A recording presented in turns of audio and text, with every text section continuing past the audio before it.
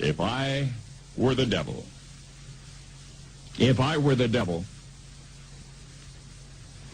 if I were the prince of darkness, I'd want to engulf the whole world in darkness, and I'd have a third of its real estate and 4/5 of its population, but I wouldn't be happy until I had seized the ripest apple on the tree, thee.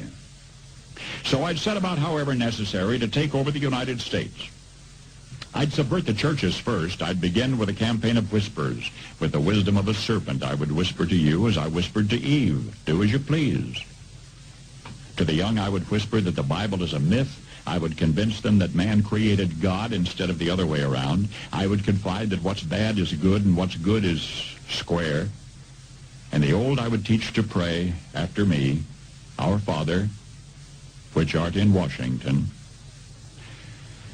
And then I'd get organized. I'd educate authors in how to make lurid literature exciting so that anything else would appear dull and uninteresting. I'd threaten TV with dirtier movies and vice versa. I'd peddle narcotics to whom I could. I'd sell alcohol to ladies and gentlemen of distinction. I'd tranquilize the rest with pills.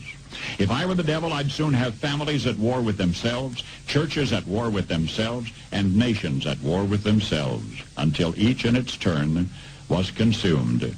And with promises of higher ratings, I'd have mesmerizing media fanning the flames.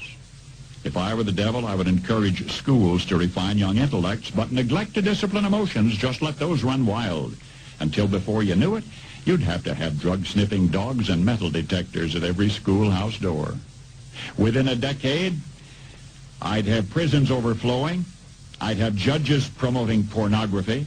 Soon I could evict God from the courthouse, then from the schoolhouse, and then from the houses of Congress. And in his own churches, I would substitute psychology for religion and deify science. I would lure priests and pastors into misusing boys and girls and church money.